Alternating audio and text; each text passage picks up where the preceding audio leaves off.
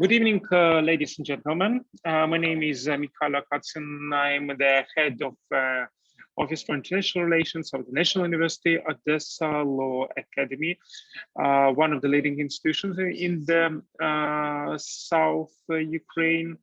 I would like to remind that the Odessa Law Academy was established in 1997. From its inception, it already became one of the most prominent Ukrainian institutions which prepare legal specialists. Among legal knowledge in our university, students can also get their degrees in psychology, in sociology, in political science, and even in journalism. So please, thank you very much for joining our session today. As far as I understand, there are many students from different backgrounds, first, second, third, fourth year students. So thank you very much for joining us. And I would like to introduce Mr. Dietmar Piechler. Mr. Dietmar Piechler is a very famous practitioner in Austria who acts in two capacities, let's say. First of all, he is a civil activist who is the member of different Austrian organizations which promote European integration, promote, let's say, the European choice for former republics, European choice of republics of the former Soviet Union.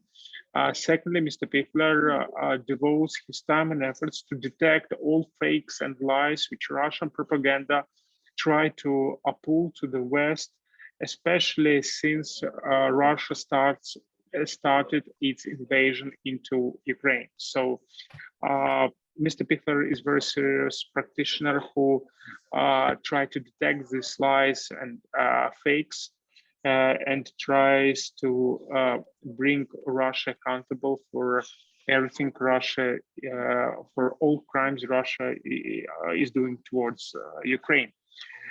So, Mr. Piechler, thank you very much for joining us. You have 40 minutes of the lecture, then there will be questions, or you can devote more time for the questions. For instance, so we can split 30 minutes will be lecture, 30 minutes will be questions. It's up to you. Again, thank you very much for spending your time. And the floor is yours. Please, Mr. Piechler. So first of all, thanks for having me. I want to express my solidarity with all the students and also professors and people who keep going in this very difficult time in Ukraine. And I really admire you. And I think the whole, at least civilized world, sees you as a great example of heroism. And yeah, so that was very important for me to highlight.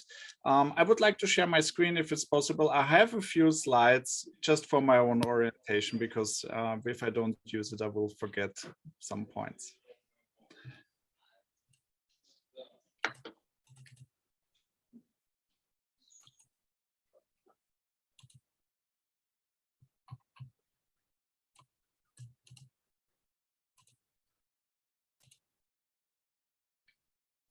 So good afternoon, everybody. My name is Dietmar Piechler. I'm Programmatic Director of the Center for Digital Media Literacy. What are we actually doing? Our goal is to educate as many people as possible in media literacy. I will talk a little bit more what this is actually.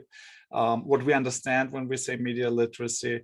We work with companies, we work with political institutions. For instance, recently we had a workshop with the Friedrich Naumann Stiftung from the FDP in Germany, but we work with all parties. We are a non-partisan organization, and our goal is that we not only tackle disinformation, but also give people some tools, some ideas, and especially awareness to care more about how they use media, how important it is actually, because it is a big part of our daily life, especially in the digital age, of course. So this is very funny. I was looking for a new definition of media literacy, something quite official, yeah, not something I made up, so something you can find in the books, yeah. And this is actually, I'm not kidding you, this is the short definition they were offering me, yeah. So what should I say? Yeah, the problem is with media literacy that many people think, yeah, it's only about fake news or not sharing fake news. But as you see, these long definition, as boring as they are, they are actually necessary. Yes, because media literacy, it says, empowers people also to create something, yeah, to be creative producers and to understand languages, media, images, skillful application of literacy skills. So there is much more included in media literacy than we actually have in mind when we use this word in daily life. By the way, also in my job, I have to admit. So when I talk about media literacy, 90% or at least 80%, it's about disinformation. So media literacy is understood as what or who is the source, what kind of magazine, newspaper we are actually using. Is it CNN or is it some maybe troll media? Is it some Russia Today or non-reliable media? Or is it BBC? Which journalist is it? Is it a journalist that has a good reputation? Or is it, let's say, the one guy who always has crazy reports? Is it a tabloid paper like we have in the UK who usually report about the royals? So there is a lot there are a lot of questions we can ask ourselves if we speak about media, about magazines, about TV stations, but also about social media channels, of course. Is there a fact check available? So if I find any kind of news and it's like something, oh my God, what happened? Can it be true? Before I share that, I should ask myself, maybe somebody else asked the same question and made a fact check. There are journalists, experts who do fact checking. And by the way, a lot of normal users, normal people, just people like you and me, are doing fact checks, because in the world of the internet and open source investigation, everybody can check facts, in some cases at least, and we should use that sources, and we should check the facts ourselves much more. So this is part of the goal of my awareness work.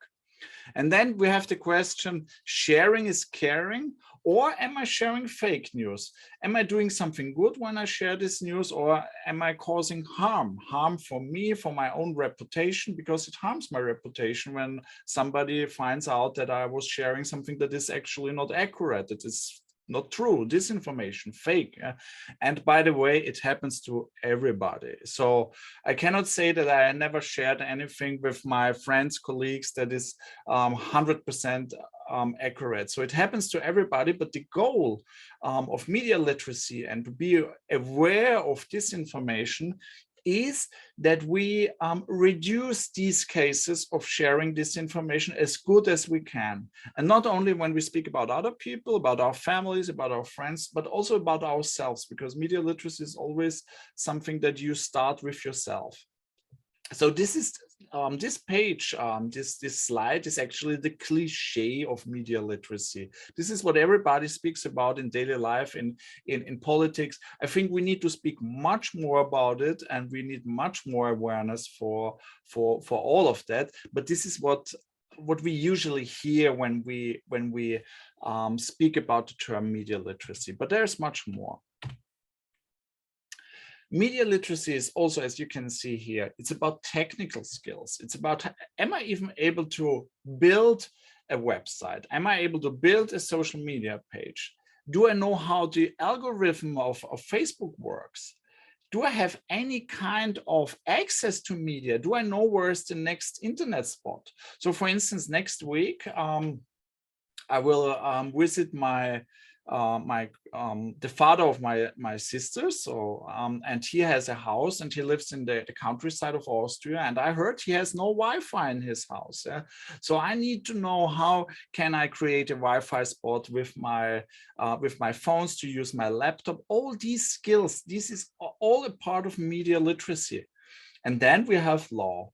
Why is law important if we speak about media literacy? There are a lot of connections and a lot of things maybe don't think on the first sight, but it is very important to have, first of all, as a user, some basic knowledge of law connected to media, law connected to publishing. And the second thing is for lawyers and people who work in the judiciary, of course, the media environment, and to know how media, how communication works is also very important. So these two fields, they come together. Then we have public relations and marketing. It's not the same. It's also part of media literacy to distinguish these things, because public relations, this has more to do with, I communicate something the way I want to communicate it, like if I'm a political party or I'm a company. But public relations has always something to do with information. It's not neutral information, but it still has to be information. And marketing, of course, that can be advertising, that can be about sales, about pricing, and something like that. Yeah. So there are a lot of words that I have in mind when we speak about media literacy that are included in this huge field. And I just want to give you a little overview here. Media literacy meets law. What are the main cases we can think about when we say media literacy, how to use media, and what can happen to us? Why do we need a lawyer sometimes when we done wrong things in social media, for instance? Copyright infringements. This is something 10 years ago, I worked in a public communication PR company for many years, and that was part of our daily work. So if we had a picture and we used it for a kind of campaign or for a book or for a magazine, of course we need to buy it. We can't just use any picture we find online. And this is what usual people don't think about enough, in my opinion, because we see a lot of cases where actual users are getting sued. And it's also in politics and in political parties, they use music, pictures and videos they are not allowed to use. And then we have the legal issues and, of course, a huge reputation problem for them, because it's not good for the image when you are obviously not smart enough to use content you have the rights for. So here you see media and copyright. This is very much connected, because it all creates a bad publicity for the person. Then we have hate speech. Hate speech laws are different in every country. In Austria, we have some specific laws for hate speech.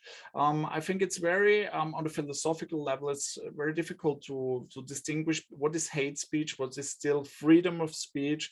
But there are cases when people are spreading hate campaigns against people, that it can be a legal issue and users need to be aware of it. Then we have privacy and data protection. This is a huge deal in the European Union.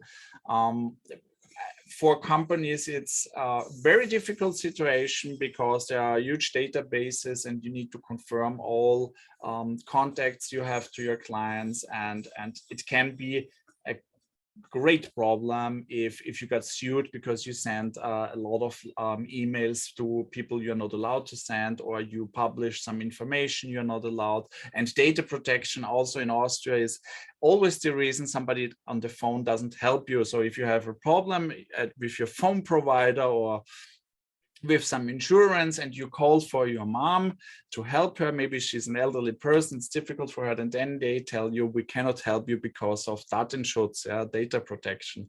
So very difficult situation, but of course we need to have the basics if we use media, because what are the situations when this could be an issue? For instance, when I make photos in public of people which I'm not allowed to publish, of course, they have their privacy rights, but there are situations when they are, for instance, gathering for a public event, for a rally, then it is allowed. So there it's very complicated, and there should be a kind of base knowledge for every, not only your law clients, but also for every person who is using social media, because everybody who has an Instagram, a Twitter account, or LinkedIn, Facebook, whatever, or TikTok, is a publisher. And this is the big revolution we are living in. We are all publishers, even if we never learned the basics of publishing, of fact checking or something like that. Everybody can do it.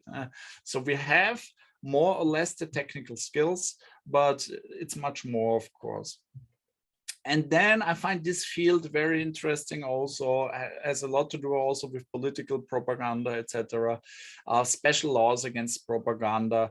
When we speak about Nazism, about communism, about IS, the terror organization. So there are always new laws, what you can post, what symbols are allowed, not allowed, and in which context you can use something. So this is very interesting. And this is a huge deal on social media. I think it's, when we speak about media literacy, we speak a lot about the digital world. Of course, it's also about print and about TV, but especially in your generation, but also I think everybody, at least in Central and Western Europe, it's all digital. Yeah, so the importance of TV and print products like classical newspapers is much lower than it was 20 years before. So when we speak about media literacy, actually we speak about digital media literacy, because here you are the publisher. When you read a newspaper, you're just reading it, you put it away. But when we speak about social media, it's not only about reading, it's also about sharing, spreading information. And this is a revolution. And then we have disinformation versus law. Yeah? So that is also interesting. Yeah? So when you see disinformation like propaganda, and is it already a false accusation, or is it still freedom of speech? And that's in many cases a law case. I know one example where we have a journalist. I don't like his reporting, by the way. He reports international affairs, Russia, Ukraine, the whole war situation. And one guy claimed online that he is making Russian propaganda, and he and some other things. Yeah, I don't want to go too much into detail in this because I don't want to get sued as well. And what happened is that this guy got sued by this journalist because he said, no, he's harming my reputation as a journalist, blah, blah, blah. And now on court, they discuss, there's the lawsuit, and they discuss if his accusations are actually correct, if he can prove that this journalist is spreading pro-Russian narratives, that he is obviously not neutral or not accurate in his reporting. And I find this is a very interesting case because it also relates to something I will talk to you in 5 minutes. And then we have privacy, data protection. I already mentioned it. Yeah, it's also when you spread disinformation about somebody. Are the data, is the privacy protected, or is it is there no photo or anything like that included? Then we have the huge field of advertising. Is there some claim that is not accurate about a competitor? Yeah, because you can say whatever you want about yourself, but if you say our cars are 10 times faster than the competitors' cars, that could be also a law case. And yes, if we speak about media literacy and law, there is one field that is very, very important, and this is the idea, or at least the question we should ask ourselves when we want to go, when we want to create a law case because somebody was spreading fake news about us. Are we aware what the Streisand effect is? I'm very sorry for this bad screenshot here. I hope I have a better, no, I don't have a better one. But as you can see, the Streisand effect is a phenomenon that occurs when an attempt to hide, remove, or censor information has actually the opposite effect. And what happened is Barbara Streisand, the well-known singer, there was a photo from the top. Yeah, you can see the photo here in the presentation. where she said her building, her residence was visible, and she sued the photographer for millions of dollars. And actually this made the photo prominent. So everybody saw the picture just because of the lawsuit. So it was actually the opposite effect. As far as I heard, she even lost it. So she didn't receive any money. So there's a lot of harm that was created because of the lawsuit. And I think when we think back about what I told you about this journalist who sued the social media user, I saw a similar effect. It was also the Streisand effect, because everybody on social media, everybody in journalism, and everybody who is interested in Eastern European affairs in Austria was discussing this, was discussing his lawsuit, was discussing who his lawyer is. Yeah, so he did a lot of harm to himself by this, in my opinion, by the way. Yeah, but at least it created a lot of attention on the law case. Yeah, so if you sue somebody, and if you are a very famous person, or if the person you sue is famous, there's going to be a lot of attention. Yeah.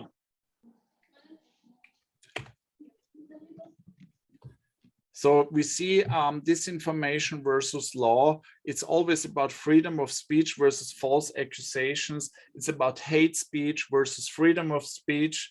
And here's an example where some internet trolls, pro-Russian internet trolls, created fake pictures where they accused President Zelensky that he had cocaine on his office desk. Obviously fake, and this is of course an attempt to harm his reputation. So for instance, here there is no doubt that if you know who this was, that this is obviously a law case. And I would do it if I were him. If I would know who it is, I would sue the person who spread such dangerous propaganda. When we speak about media literacy in politics, it's not only about disinformation. Yeah? Even if 45% of EU citizens see a definite problem for democracy through disinformation, yeah?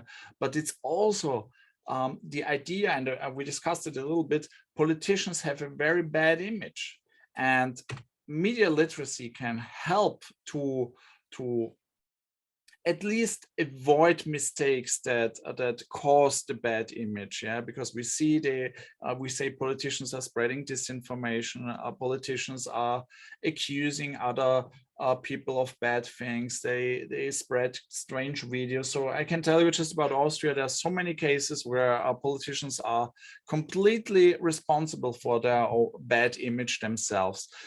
This is a not very new survey, but there are a lot of them outside in Europe about the image, the trust into professional groups. And as you can see, politicians are on the lowest ranks, and firefighters are on #1. So everybody trusts firefighters. And as far as yeah, we have judges here and Richter, they are quite in the upper center. Yeah, so they have at least a much better image than politicians. So media literacy in politics is more than just avoiding and combating disinformation. If you say no scandals, is it just a dream? Because smartphones are everywhere. So whatever a politician or any other person outside does, we can be sure somebody with a smartphone is filming it. So if a person says, I'm avoiding social media, I don't care about social media, it will not help. Because if you don't care about social media, it doesn't mean that social media doesn't care about you. So whatever happens in the tram when I go shopping, and there is some people are fighting because of I don't know, because they want the same pack of milk. Everything is going to be on social media. And when we speak about disinformation, of course, the huge elephant in the room is Russian disinformation. There are almost no case when we have disinformation in Central Western Europe or in the United States, which is not somehow also connected to Russia. So some things are invented by the Russian Federation and some things are amplified by them. So they use issues we already have and they amplify, they use it to cause destabilization. And they have a long tradition, you know, Soviet Union, KGB, Department A. They, for instance, created, during the 80s, they created the idea that the United States is responsible for AIDS, for HIV, that they created it. And they had to admit that it was a lie created by the KGB. This is something what doesn't happen now. Putin never admitted any of his disinformation lies. Yeah, the Russian disinformation is targeting Western audience to demonize Ukraine. This is their main goal. They want us to not support Ukraine anymore. They want us to think that, yeah, Ukraine is at least the same as Russia or even worse. They want us to ally with Russia and to destabilize our unity, for instance, in the European Union. And demonization campaigns and disinformation, it works best when people have not much knowledge about a certain event, country, subject. And this is the problem. Actually, in Central Europe, also Western Europe, people have no clue about Ukraine. They have no clue, and this is the most dangerous part. They have no clue what happened for the last 8 years. And so it's very easy for Russia to spread the disinformation ideas and to confuse us. Yeah, it's always about confusing us, because if you're confused, you don't know what you should support, what you should think, and you maybe avoid the topic. And what is the actual impact of Russian disinformation? And we made a little survey with the Center for Digital Media Literacy, and we saw that 80% of the observed social media comments in the DACH region were filled with Russian narratives. Yeah, so comments with pro-Russian narratives. And it was a mix of trolls, you know, from the troll farms in St. Petersburg, but also real people. And the real people, they show actually that the Russian disinformation works. And what they do is they target important pages. I have one example here. This man is Alexander von der Bellen. He is currently president of Austria. And here he highlights that there was a speech of President Zelensky at a festival in Vienna. And he says a few words about the solidarity, about the fight from Ukrainians for freedom and values. And as you can see here in the social media reactions, already the second strongest reaction is an angry face. And I checked the comments, and it was horrendous to see all these hate speech, all these Russian narratives there.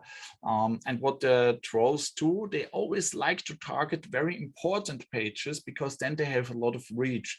If I place my comment in a big newspaper or under a president's Facebook page, or it's also about Twitter and other social media channels, then I can be sure that I have a lot of people that will see this, and this is what amplifies the reach and what makes it more efficient for the trolls to confuse us and to place their disinformation.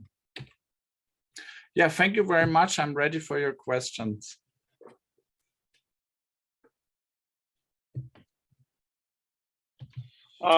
Please, students, you're welcome to pose questions to Mr. Piechler. Mr. Piechler, would you be so kind to switch off your presentations, so it will be easier to see all the participants? Mr. Piechler? Yes, I try. Yeah. Yeah, okay, fine. So please, students, raise your hands, and then you can pose questions to Mr. Piechler, please. Are there any questions among students?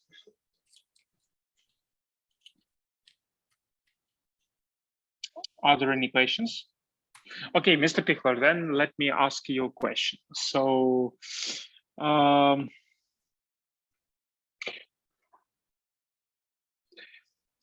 6 months have passed since the beginning of Russian invasion into Ukraine, and obviously the mindset of many Europeans changed in favor of Ukraine, because many people understood that Russia is a really dangerous state, while Putin is the chief of command, while he's a dictator of Russia. He's obviously a dictator of Russia.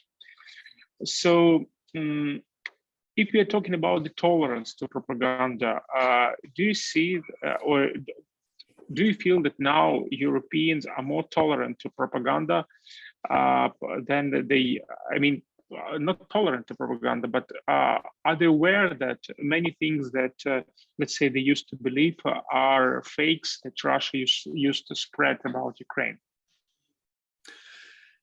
Oh, thank you very much for your questions. For your question, I cannot say that I agree with the statement that we are more resilient now than we were in February 24th. Unfortunately, I was more optimistic. I mean, we had the start of a terrible war, and you know, the first days of the war, the military situation was much worse than it is now. But actually, the information situation in the first days of the war was somehow better, because everybody agreed it's a terrible dictator. Russia attacked. Some people had no clue before, and then they said, "Oh, that's really bad," and something.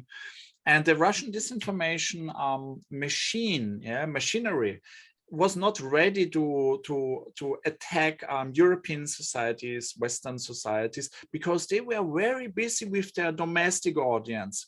Because in Russia also some people raised questions on the beginning, and they were busy suppressing this.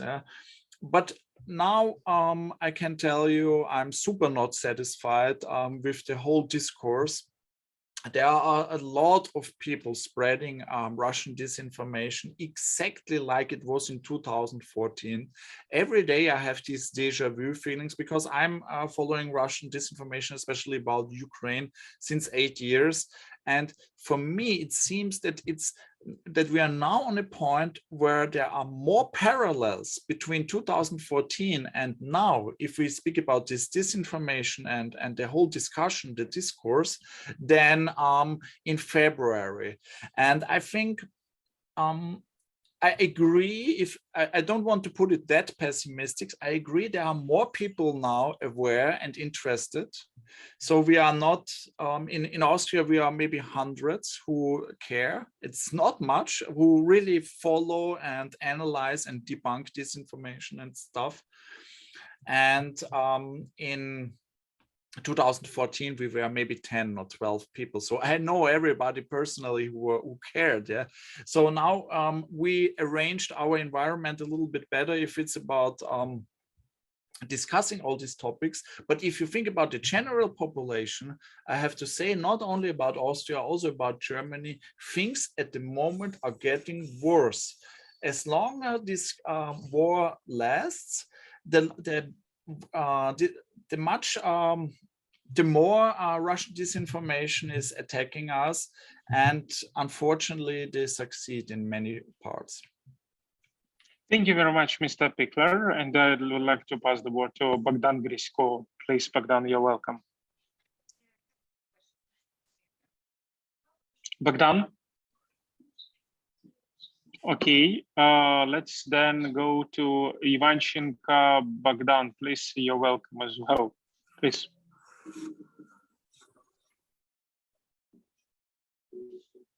We don't hear you. Please switch on microphone.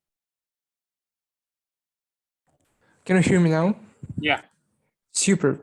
First of all, I want to thank Mr. Piechler for such an interesting lecture, and want to ask a question. So, Mr. Piechler, what do you think?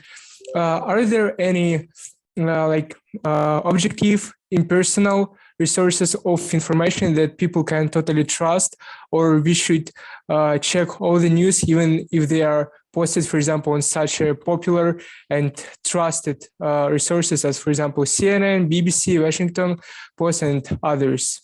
Thank you very much. Yeah, thank you very much for that question. I would say, if we speak about media literacy, it's like you mentioned, there are these reliable sources, but we always need to check, yeah, because when I watch an interview on CNN, it can be the Russian ambassador speaking there, so it's also CNN, but he's spreading his lies at the moment, and maybe he's confronted by a journalist who is not able to debunk him, and you have a complete fictitious discussion. Yeah, so I agree when you said we should check every source, we should check every news, or we should always be careful. But of course, it's very important that we are aware that some sources are more reliable than others. And of course, you cannot fact check every time free sources. Yeah, so but usually, so this rule of journalism is that you have free reliable sources that are not connected to each other, and then you can be somehow so I can tell you one example of my own life. A couple of days ago, a very good expert, which I admire, shared an information, and it was not accurate. It was by a source that is not true, and so you cannot be 100% sure. It doesn't matter which source it is, but there are, of course, sources who are better than others.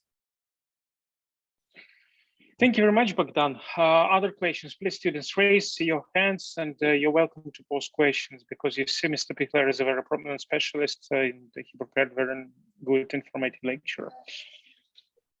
Okay, Mr. Piechler, then I will use my position again and will pose the question again.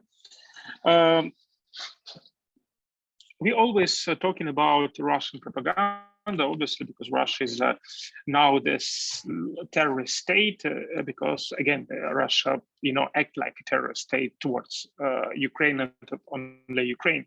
But what about Belarus? Because I know that maybe actually I forgot this to tell, that you are personally, you personally know Ms. Tikhanovska, who considered herself as a president-elect of Belarus, but obviously we know that she doesn't have a power. She's away from Belarus. She's in Lithuania, but people think that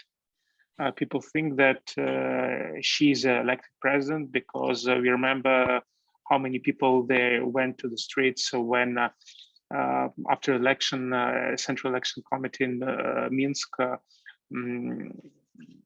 declared Lukashenko to be the president, and people, Belarus and people, they stood against this decision, because from this we understand that Tikhanovska, at least she gained a lot of votes. So much votes were stolen from her, or maybe she was even elected as a president. We don't know, but still she possessed legitimacy. So, Mr. Piechler, you know Ms. Tikhanovska very well. So my question will be, what about the debunking of the lies which we hear from, let's say, Belarus? Because Belarus is in fact a partnering state towards to Russia, and we know that from Belarus, Russia attacked Ukraine as well. So what is about Lukashenko's lies?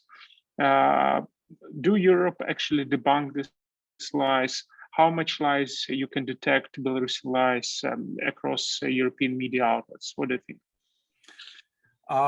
So first of all, I don't know Svetlana Tikhanovskaya well, but I met her several times because she visited the diaspora in Vienna, and she's quite eye-to-eye contact, very much different to Lukashenko, who presents him as a kind of super leader, yeah, dictator, like a comic book dictator, we call it. And this is already the beginning of answering your question. There are a couple of differences between Lukashenko and Putin. First of all, Lukashenko doesn't have the disinformation machinery than the Kremlin is using against Western or Central Europe. So there's one difference. The second difference is that Lukashenko's propaganda was so ridiculous in 2020 that people started to abandon him, that people started to protest against him, because when he said, yeah, if you have COVID, no, don't worry, just drink vodka, and such claims, they were so dumb that even his last followers left him. I can say about the Western European societies, or Austria, Germany, we don't believe anything from Belarus at all. Yeah, so it's we have a much better situation here than compared to the Russian propaganda, because I think a lot of people tend to believe Russian narratives because they say we need the gas, they have the nuclear weapons, so we should not escalate, blah, blah, blah. I hear this all the time. Yeah. And with Belarus, you don't have this situation, so you can, okay, I put it in other words. Our politicians were not afraid to criticize Lukashenko in 2020. So they said all the things they actually wanted to say to Putin, but were afraid of. They said it to Lukashenko and said it about his regime. Yeah? And as far as I know, and I try to observe this whole relationships and coverage as good as I can, Lukashenko, nobody believes anything he's spreading. We are laughing about him. He's a comic book dictator, a ridiculous one. And there is almost no impact of this Russian disinformation here, but some crazy people are visiting him in 2020, and some guys were in his television, and that were huge scandals. So this is, you have to be very extreme to be pro Belarus these days. So it seldomly happens. Thank you very much. Thank you very much, Mr. Piechler. Dear students, would you be so kind to raise your hands if you have a question? Turkol Alexandra, please, you're welcome to ask a question, please. Hello. First of all, I want to say thank you for this very interesting lecture. And my question is simple. As a person who works in the media sphere, in media field, do you think really that Europeans are tired of Ukraine? And if yes, do you see ways of solution of this question or no? Thank you. There was a connection problem. Can you repeat the question, please? Sure. As a person who works in social media sphere, in social media field, do you really think that a lot of Europeans are like tired of Ukraine, tired of this war, tired of constant help Ukraine, like with weapon and also economically? And if yes, is there like some solution of this question or no? Yeah, thank you very much for your question. This is actually, especially since February, this is what I try to observe. This is what I'm looking for the answer on this, yeah, because it's you know, I'm from Vienna. There are a lot of Ukrainians, displaced people also here, not only diaspora, and it's very hurtful for them when they hear such statements that the support is decreasing. And now it's things like, okay, there was a lot of attention, but now the war should stop. But the problem is that people say the war should stop, but they think it in a way like Ukraine should stop defending. And this is what I totally not agree with. So to answer your question, I think we have to think about this information environment. Yeah, the people have no clue what happens when Ukraine stops defending. We know about the war crimes, but the Austrians, they know, for instance, not enough about the occupation regime, about the infiltration camps. Yeah? So I think Ukrainians should tell their story, but also our journalists should report much more what is actually the consequence of not helping Ukraine. What is the consequence of, also when we speak about the military aid, yeah, is because I always put it that way. It's not only about which flag is on some building. It's about the freedom, about the democracy, and these are not just words, yeah, because we know that the civil society, there are these death lists, yeah, and I know a lot of people who were active in civil society who had to flee. So I think we should educate people. They need to understand what is actually on stake for Ukrainians, but also for all of our European friends outside. And I see a huge problem that people consummate a lot of disinformation, and they have almost no accurate information about Ukraine, also about the war. They have only some bits.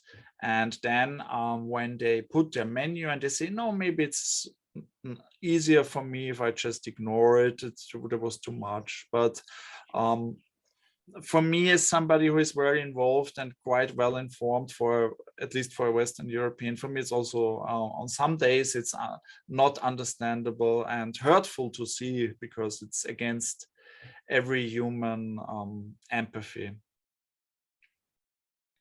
Thank you.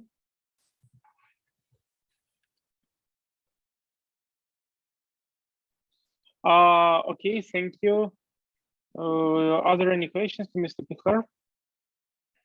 Mr. Piechler, thank you very much for joining us. I hope that you will join us again, and thank you very much for your time, efforts, for your presentation, and wish you good luck. And obviously also I would like in front of students invite you to the anniversary of the establishment of our university, which will be on the 2nd of December. We will issue an official invitation signed by the president of our university, and I hope that you will be able to join us celebrating, and we will be able to show you Odessa. Don't worry, in Odessa everything's fine, and who knows, maybe until the 2nd of December, Putin will be totally defeated. Thank you very much, Mr. Piechler. Thank you for having me, and I wish you all the best. Thank you. And please share with me the video, okay?